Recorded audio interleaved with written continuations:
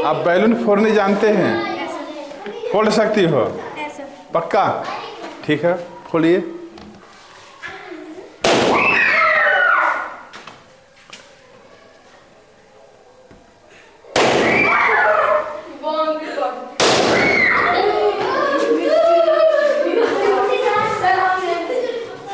जोहार आप सभी को। आज मैं आप लोगों के लिए एक नया चैप्टर लेकर आया हूँ। चैप्टर का नाम है क्षेत्रफल, परिमाप तथा आयतन, एरिया, पेरीमीटर एंड वॉल्यूम।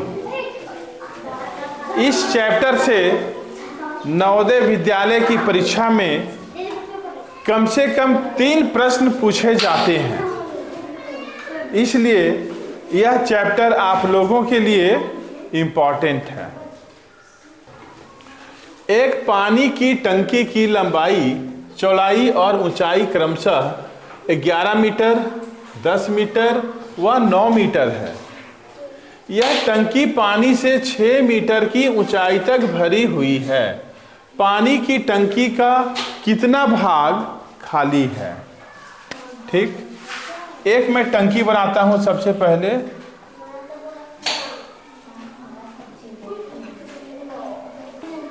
यह एक टंकी बन गया, ठीक है।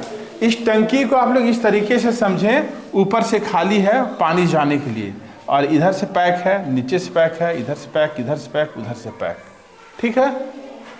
अब आप लोग इस प्रश्न में देखें, पानी की टंकी की लंबाई, चौड़ाई और ऊंचाई कितना है? 11 मीटर, 10 मीटर व 9 मीटर।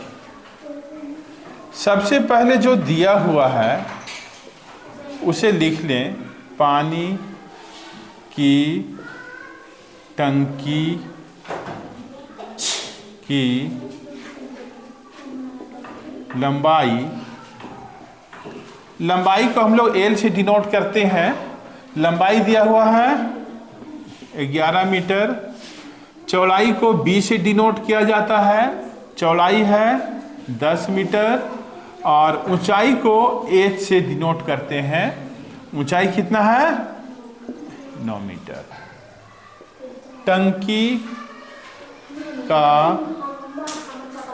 आयतन, इसका फॉर्मूला होता है लंबाई गुना चौड़ाई गुना ऊंचाई। लंबाई कितना है? 11। चौड़ाई कितना है? 10। ऊंचाई कितना है? 9। चूंकि यह आयतन निकल रहा है, इसलिए आपको इसका यूनिट लिखना होगा मीटर क्यूब। क्या लिखना होगा? Metre cube. इसे हम लोग पढ़ते हैं घन मीटर, ठीक है। अब इस पानी की टंकी में पानी कितना ऊंचा तक भरा हुआ है? 6 मीटर की ऊंचाई तक भरा हुआ है। नीचे से लेके 6 मीटर की ऊंचाई तक पानी भरा हुआ है, इसलिए टंकी में भरे पानी का आयतन बराबर, आयतन का फॉर्मूला वही होगा लंबाई गुना चौड़ाई गुना ऊंचाई। तो लंबाई कितना है? 11। चौड़ाई कितना है? 10।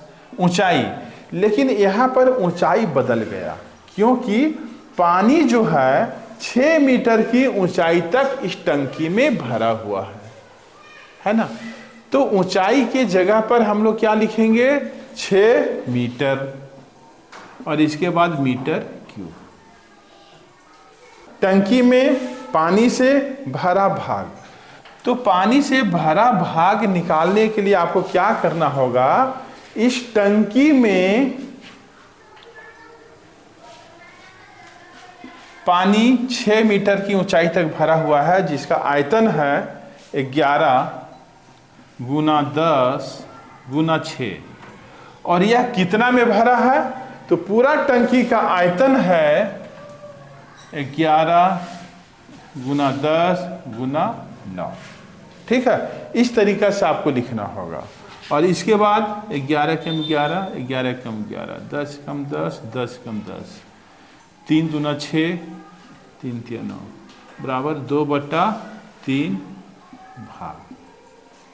लेकिन हम लोगों को निकालना क्या है, पानी की टंकी का कितना भाग खाली है। तो हम लोग इसे निकालने के लिए क्या करेंगे, 1 माइनस 2/3 बराबर 3। और यहां ध्यान दें, इसके नीचे भी हम लोग 1 लिख देते हैं और 1 से 3 को डिवाइड करेंगे तो 3 बार में कटेगा, 3 को 1 से मल्टीप्लाई करेंगे 3 माइनस इस 3 से 3 एक बार में कटेगा, 1 को 2 से गुना करेंगे 2 बराबर 1/3। ठीक है, तो 1/3 भाग टंकी खाली है। हम लोगों को निकालना क्या था, पानी की टंकी का कितना भाग खाली है, कितना भाग खाली है। तो कितना भाग खाली है, 1/3 भाग। ये आंसर हो गया। ओके, आप लोगों के लिए एक बहुत ही इंपॉर्टेंट प्रश्न मैं बताने जा रहा हूं, और यह प्रश्न इंपॉर्टेंट क्यों है जब आप लोग देखेंगे तब स्वयं जान जाएंगे। प्रश्न क्या है, एक हॉल के फर्श जिसकी विमाएं 12 मीटर गुना 10 मीटर है, विमाएं का मतलब क्या होता है। विमाएं का मतलब हो रहा है लंबाई गुना चौड़ाई। पूरी तरह से ढकने के लिए विमाएं 10 सेमी गुना 8 सेमी की कितनी आयताकार टाइलें चाहिए। सबसे पहले हॉल का जो फर्श है, एक मैं फर्श बना लेता हूं ताकि आप लोगों को समझने में सुविधा हो। और इस फर्श की विमाएं क्या है, 12 मीटर गुना 10 मीटर, लंबाई 12 मीटर, चौड़ाई 10 मीटर। इसमें हम लोग क्या लगाएंगे, टाइल्स लगाएंगे। टाइल्स आप लोग देखे हो ना, ठीक है। टाइल्स छोटा छोटा होता है।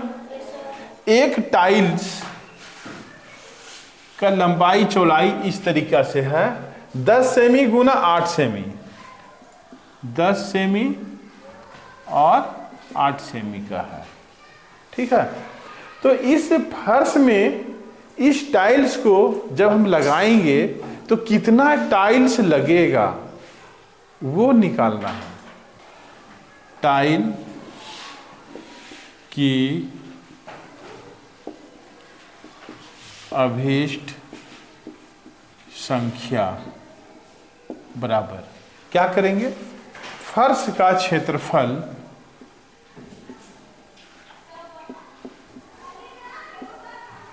बटा टाइल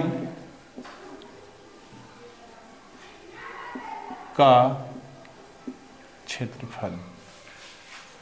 इसके बाद ये फर्श जो है आयताकार है। कैसा है, आयताकार। और आयत का क्षेत्रफल बराबर फॉर्मूला होता है लंबाई गुना चौड़ाई। तो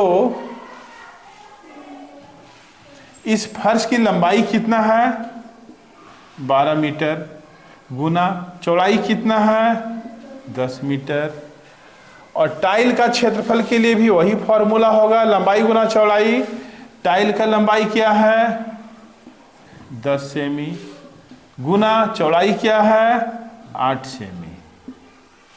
ठीक है, इस क्वेश्चन में ट्विस्ट क्या है जिसके चलते इंपॉर्टेंट हो गया है ना।